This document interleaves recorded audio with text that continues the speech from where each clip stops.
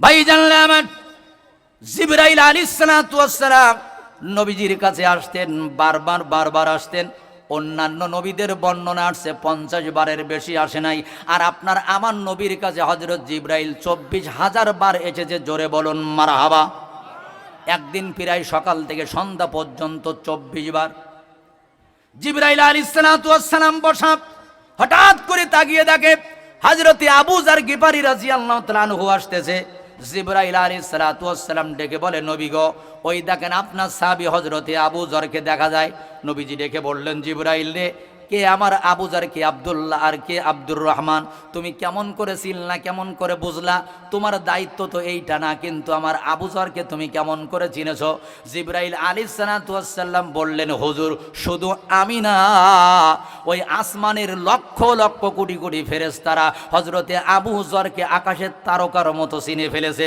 একবার জোরে বলা যাবে কি মারহাবা? নবীজি বললেন, জিবরাইল রে, কি কি কারণে আমার আবু যারের সম্মান বেড়ে গেছে জানতে চায়? জিবরাইল আলাইহিস সালাতু ওয়াস সালাম ডেকে বলে, ইয়া রাসূলুল্লাহ, হাবিবাল্লাহ, দুইটা কারণে হযরতে আবু যারের ইজ্জত আর সম্মান বেড়ে গেছে। এক নাম্বার কারণ হলো নিজের মধ্যে কোনো অহংকার নাই, নিজেকে মাটির সাথে মিশাই দিতে পারে, নিজেকে ছোট মনে করে, নিজেরে কখনো বড় মনে করে না। এটা হলো তার এক নাম্বারের গুণ।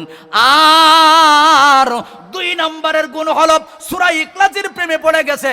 কোরআনুল কারীমের 114টা সূরার ভিতরে ছোট্ট একটা সূরা হলো সূরা ইখলাস। কুল হুয়াল্লাহু আহাদ, আল্লাহুস সামাদ, লাম ইয়ালিদ ওয়া লাম ইউলাদ ওয়া লাম ইয়াকুল লাহু কুফুয়ান আহাদ। এই ছোট্ট সূরার প্রেমে পড়ে গেছে। ইয়া রাসূলুল্লাহ, যখন সময় পায় সূরা ইখলাস তেলাওয়াত করে। 10 মিনিট সময় পেলে সূরা ইখলাস, 5 মিনিট সময় পেলে সূরা ইখলাস, 10টা মিনিট সময় পেলে সূরা ইখলাস। নবী গো, সূরা ইখলাসের প্রেমে পড়ে গেছে। ইয়া রাসূলুল্লাহ, এই যে সূরা ইখলাস এত বেশি পড়ে, তার প্রেমে পড়ে গেল। আমার আল্লাহ তাআলা লক্ষ লক্ষ কোটি কোটি ফেরেশতাকে দুনিয়ার থেকে দেখায়া আপনার সাহাবী হযরতে আবু যারের সাথে তাদের পরিচয় করে দিয়েছে। একবার জোরে বলা যাবে কি সুবহানাল্লাহ? তাহলে আপনারা বলেন, একটা সূরা কলিজার মধ্যে থাকার কারণে হযরতে আবু যার গিফারি রাদিয়াল্লাহু তাআলা আনহুর ইজ্জত যদি বেড়ে যায়, তাহলে আমাদের এই সমাজে যারা কোরআনের হাফেজ আর তাদের সেনার ভিতরে যাদের 114টা সূরা আছে, ও শিরোমণির মুসলমানেরা, আপনারা চিল্লায় বলেন তো, তাদের ইজ্জত আর সম্মান আছে না নাই? আর জোরে বলেন, আছে না নাই? কিন্তু যারা মনে করে আলেমদের সম্মান নাই, যারা মনে করে আলেমদের ইজ্জত নাই, যারা আলেমদেরকে জঙ্গি বলে, যারা আলেমদেরকে নিয়ে গালাগালি করে, আমি তাদেরকে বলতে চাই, শোনো, এই আলেমরা সমাজে লাঞ্ছিত, বঞ্চিত, নির্যাতিত, নির্যাতিত। আল্লাহর কসম, আলেমরাই হলো আল্লাহর কাছে সম্মানিত। ঠিক একটু জোরে বলেন। আমার বন্ধুগণ, তাদের সম্মান কি আছে না নাই? আমাদের এই বাংলাদেশে শ্রেষ্ঠ 17 জন হাফেজ কোরআন আছে। হাফেজ তাকরিম, হাফেজ নাজমুস সাকিব। আমার বন্ধুগণ, এই যে 17 জন শ্রেষ্ঠ হাফেজের কোরআন, যারা গোটা বিশ্বের অনেক বড় বড় রাষ্ট্রের সাথে চ্যালেঞ্জ করে করে তারা আল্লাহর কোরআন চ্যালেঞ্জ করে তারা 1 নম্বর স্থান দখল করে নিয়েছে। বিশ্বাস করুন, বিশ্বাস করুন।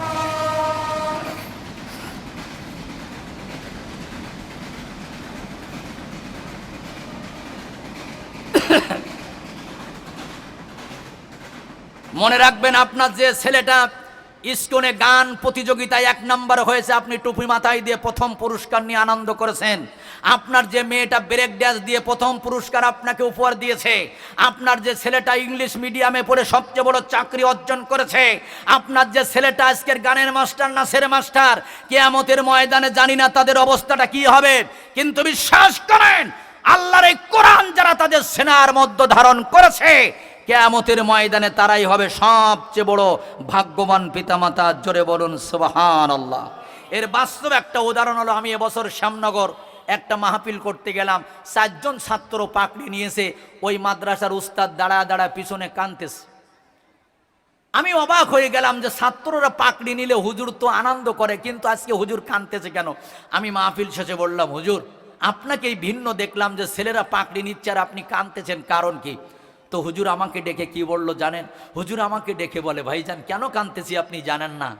এই যে 4টা ছেলে আজকের হাফেজ হলো, এর 4 জন বাবাকে ডেকে আপনি যখন 100 টাকার এক একটা টুপি তাদের মাথায় পরাই দিচ্ছিলেন, রাসূলের সেই হাদিসের কথা আমার মনে পড়ে গেল যে কিয়ামতের ময়দানে হাফেজদের পিতামাতার মাথায় আল্লাহ নূরের মুকুট পরায়া দিবে।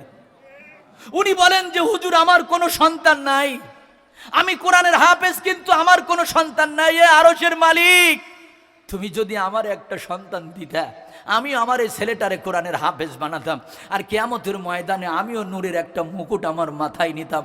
এই জন্য দাঁড়ায় দাঁড়ায় কাঁদতেছি। আপনারা বলেন তো, বৃদ্ধ বয়সেও সন্তান দিতে পারেন কে? হযরতে জাকারিয়া আলাইহিস সালাতু ওয়াস সালামের তাফসীরে আসছে, উনি যখন 90 বছর বয়সে বলতেছেন, আল্লাহ আমার একটা সন্তান দাও। সকলের সন্তান আছে, আল্লাহ আমার সন্তান নাই, চুল পাকা, দাড়ি পাকা, শরীরের চামড়াগুলো ঢিলা হয়ে গেছে। আল্লাহ রাব্বুল আলামিন ডেকে বলেছিলেন, ইয়া জাকারিয়া ইন্না নুবাশশিরুকা বিগুলামিন ইসমুহু ইয়াহইয়া লাম নাজআল লাহু মিন ক্বাবলু সামিয়া। জাকারিয়া রে, সন্তান যখন চাইছো, আমি আল্লাহ তোমার ছেলের একটা সুসংবাদ দিয়ে দিলাম। শুধু ছেলে না, তোমারে আমি একটা ছেলের সন্তান দেব, আর আসমান থেকে ওই ছেলের নামটাও পর্যন্ত আমি আল্লাহ রেখে দিব। একবার জোরে বলা যাবে কি সুবহানাল্লাহ? লাম নাজআল লাহু মিন ক্বাবলু, আল্লাহ পাক নিজেই বলছেন যে ইয়াহইয়া, আমি একটা সন্তান দিব, আর ইয়াহইয়া নামও আমি রেখে দিব। তাহলে চিল্লায় বলেন সমস্ত ক্ষমতার মালিক কে? আর জোরে বলেন কে? আমার বন্ধুগণ, তাহলে কোরআনের সাথে সম্পর্ক করলে তাদের ইজ্জত কমে না, তাদের ইজ্জত আরো বাড়ে। আমি ঢাকাতে একটা মাহফিলে গেছি। এখন মাহফিলে গিয়া দেখি লিফলেটে আমার নামের উপরে লেখা নকুল কুমার বিশ্বাস। আমার মেজাজটা খারাপ হলো। একজন হিন্দু মানুষ নকুল কুমার, আমার নামের উপরে নাম। উনি যখন মাইক ধরে স্টেজের পারে আসছে, আমি করলাম হাই হাই, ইজ্জত গেছে আজকে। উনি মাইকটা ধরেই ওনাদের কোনো ধর্মের কথাও বললেন না, কোনো কিছুই না। উনি দেখলাম হিন্দু মানুষ, মাইকটা ধরেই আল্লাহর কোরআন নিয়ে কয়, কোরআন হলো এই দুনিয়ার জীবন্ত গ্রন্থ, তুমি প্রশ্ন করো উত্তর পাবে এমনও প্রাণবন্ত। তার মানে উনি বলতেছেন যে কোরআন একটা জীবন্ত গ্রন্থ, তুমি প্রশ্ন করো, যা উত্তর চাবে কোরআন তোমার সব উত্তর দিবে। জোরে বলেন মারহাবা। উনি ওনার শুরু বললেন, কোরআন হলো এই দুনিয়ার জীবন্ত গ্রন্থ, তুমি প্রশ্ন করো উত্তর পাবে এমন প্রাণবন্ত। কোরআন হলো এই দুনিয়ার জীবন্ত গ্রন্থ, যদি প্রশ্ন করো তোমার নাম কি প্রিয় পুতি, বলবে তখন ইন্নাহু লাকুরআনুল কারীম। যদি প্রশ্ন করো কোরআন তোমার দেশের বাড়ি কই, বলবে চালাও কি মাহফুজ ঠিকানাহীন নয়। বলো দুনিয়াতে আছে কয়টা এমন মধুর মন্ত্র, কোরআন হলো এই দুনিয়ার জীবন্ত গ্রন্থ। বলুন মারহাবা। যত শুনলাম একজন বিধর্মী মানুষ কোরআন নিয়ে গায়, তত আশ্চর্য হয়ে গেলাম। উনি এটা গাওয়ার পরে আবার বলতেছেন, যদি আগুন লেগে ধ্বংস হয়ে যায়, ধ্বংস হয়ে যায়, যদি আগুন লেগে ধ্বংস হয় পৃথিবীর সব বইয়ের দোকান, তবে বিশ্ব থেকে হারাবে না পবিত্র কোরআন। করবে কেমন করে কোরআন ধ্বংস? আগুনের তেজ আছে বিশ্ব ভরা অগণিত কোরআনের হাফেজ, ও তারা ছাপিয়ে কোরআনের বাণী, বাঁচাবে কোরআনের মান, বিশ্ব থেকে হারাবে না পবিত্র কোরআন। তাহলে কোরআনের বিরুদ্ধে কি লাগা যাবে? ইতিহাস থেকে শিক্ষা নিতে হবে। কোরআনের মাহফিল বন্ধ করে যারা ইতিপূর্বে শিক্ষা নিয়েছে, আমি সবাইকে বলবো প্রত্যেকেই কোরআনের বন্ধু হব।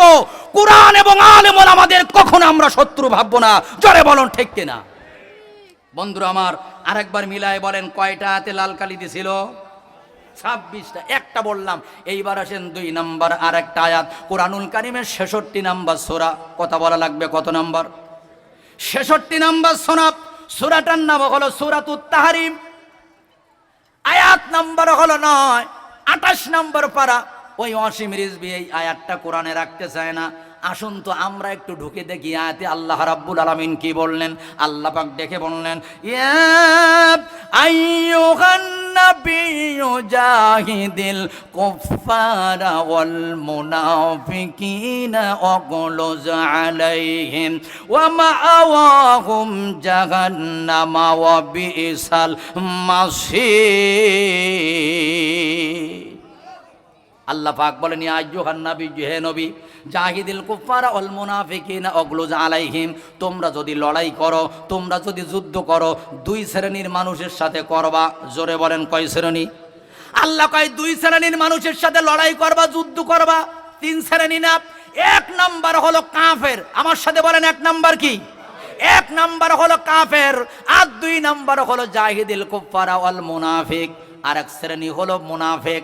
আল্লাহ পাক বলে ওই মুনাফেকের সাথেও যুদ্ধ করবা, ওদের বেলায় কোনো ছাড় দেওয়া যাবে না, ওদের পরে দয়া করা যাবে না, কারণ ওয়াহুম জাহান্নাম, ওরা হলো জাহান্নামী। ভাইজান আমার টেনশন হয়ে গেল। কাফের দেখতে গেলে আমেরিকায় যাওয়া লাগে, কাফের দেখতে গেলে সুইডেনে যাওয়া লাগে, কাফের দেখতে গেলে ডেনমার্কে যাওয়া লাগে, কাফের দেখতে গেলে ও দোস্তরা আমার অস্ট্রেলিয়ায় যাওয়া লাগে। আপনারা বলেন তো মুনাফিক দেখতে গেলে কোন দেশে যাওয়া লাগবে? কথা বলা লাগবে। তবে আমার মনে হয় যে আপনাদের খুলনায় শিরোমণি আশেপাশে কোথাও মুনাফিক নেই।